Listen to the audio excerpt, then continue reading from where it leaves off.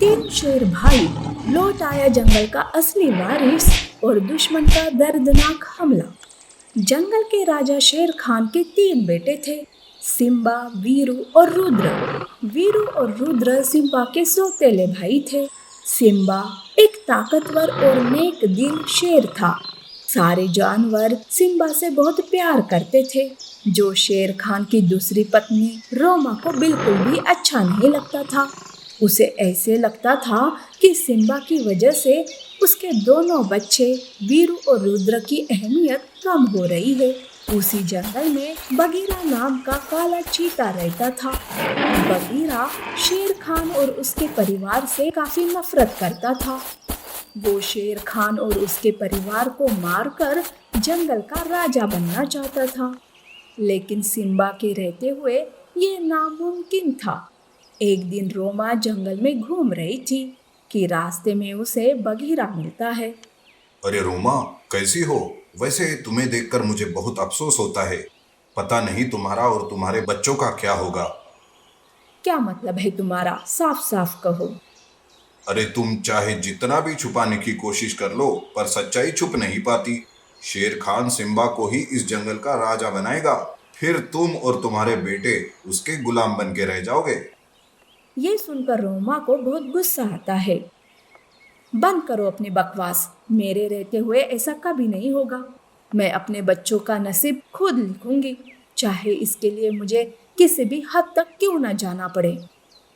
ये हुई ना बात। इसीलिए मेरे पास इसका एक उपाय है, जिसके चलते शेर खान और जानवर खुद सिम्बा को जंगल से निकाल देंगे। फिर तुम्हारे दोनों बच्चे खुद जंगल पर राज करेंगे। क्या है वो उपाय? जल्दी बताओ। बगीरा रोमा से कुछ कहता है। दोनों अपने अपने रास्ते चले जाते हैं। उस रात सिम्बा शेर खान के लिए भोजन लेकर आता है, जिसे खाते ही शेर खान की तबीयत काफी बिगड़ जाती है। ये देखकर सिम्बा काफी परेशान हो जाता है। अरे सिम्बा, ये क्या खिलाया तुमने अपने पिता को? अरे बेटा वीरू, जल्दी से जाकर उल्लू वेद को ले आओ। रोमा की ये बात सुनकर सिम्बा चौंक जाता है। असल में रोमा चुपके से सिम्बा के लिए लाए हुए भोजन में बगीरा की दी हुई दवा मिला देती है। वीरू उल्लू वैद को ले आता है।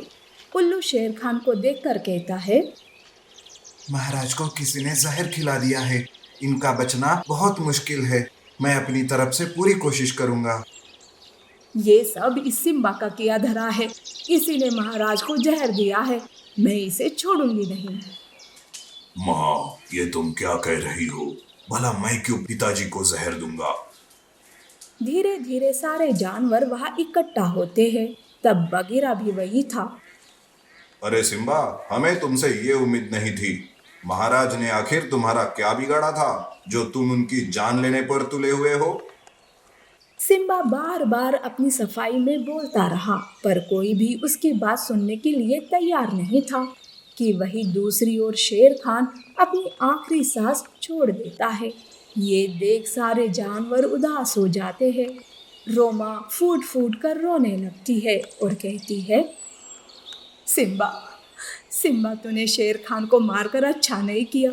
तुझे तो जीने का कोई हक नहीं है। मैं तुझे जिंदा नहीं छोड़ूंगी। अगर तू अपनी जान की खैर चाहता है तो ये जंगल छोड़कर चला जा। ये कहते हुए रोमा सिम्बा पर हमला करती है। सारे जानवर सिम्बा को जंगल छोड़कर जाने के लिए कहते हैं। बेचारा सिम्बा, एक तरफ पिता की मौत तो दूसरी ओर माँ और जानवरों की नफरत, वो उदास हो जाता है और जंगल छोड़कर चला जाता है। उस रात बगीरा अपने सिपाहियों को लेकर शेरनी और उसके दोनों बच्चों पर हमला करके उन्हें कैद कर लेता है। एक तो अचानक हुआ हमला और दूसरी ओर बगीरा और उसके सिपाही। रोमा और उसके बच्चे कुछ नहीं कर पाते। अरे ओ धोखेबाज, तेरी ये हिम्मत कि तूने मुझे और मेरे बच्चों को कैद किया। मैं तुझे जिंदा नहीं छोड़ूंगी। धोखे की बात तुम ना ही करो तो अच्छा है। तुमने अपने मतलब के लिए शेर खान को जहर देकर मार डाला, सिम्बा को जंगल से निकाल दिया। ये सुनकर वीरू और रुद्र चौंक जाते हैं। माँ, ये क्या कह रहा है? कह दो कि ये झूठ है। बेटा, ये सब मैंने तुम लोगों की भलाई के लिए किया था, पर मैंने महाराज को नहीं मारा। ये सब इस जालिम का किया धरा है। इसी ने महाराज को जहर दिया है। इसने तो मुझसे कहा था कि वो सिर्फ बेहोशी की दवा है। ये सही कह रही है। शेर खान और सिम्बा को हराकर इस जंगल का राजा बनना चाहता था मैं। आज जाकर मेरा सपना साकार हुआ है। आज से मैं इस जंगल का राजा हूँ और तुम सब मेरे गुलाम। यूं बगीरा अपने आप को जंगल का राजा घोषित कर लेता है। वहीं दूसरी ओर सिम्बा भागते भागते काफी दूर चला जाता है। वो थका हारा उदास एक तालाब के पास बैठा था कि तभी उसे किसी की रोने की आवाज सुनाई देती है। वो इधर उधर देखने लगता है कि तभी उसकी नजर एक सुनहरी मछली पर पड़ती है जो तालाब के किनारे पड़ी थी। देखो, मुझे मत खाना, कृपा करके मुझे पानी में छोड़ दो। सिम्बा मछली को पानी में छोड़ देता है। जैसे ही मछली पानी में जाती है, वो एक विशाल सुनहरी मछली में बदल जाती है। ये देख सिम्बा चौंक जाता है। सिम्बा, घबराओ नहीं, मैं तुम्हारी परीक्षा ले रही थी। तुम मेरी परीक्षा में खरे उतरे हो। बताओ, मैं तुम्हारी क्या मदद कर सकती हूँ? सिम्बा मछली को सारी बात बता देता है। सिम्बा, ये सब किया धरा उस बगीरा का है।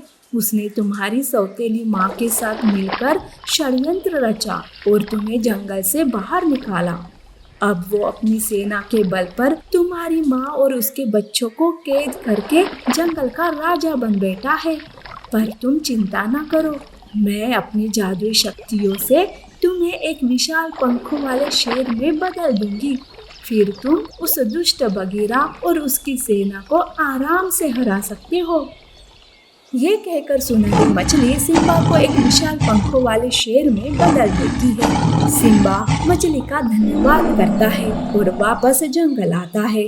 बगीरा सिम्बा का ये रूप देखकर घबरा जाता है। वो अपने सिपाहियों से कहता है, अरे ओ सिपाहियों, खत्म कर डालो इस बहरूपिये को।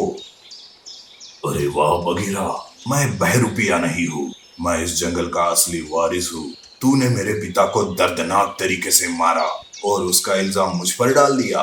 मैं तुझे छोड़ूंगा नहीं। बगीरा और उसके सिपाही सिम्बा पर हमला करते हैं।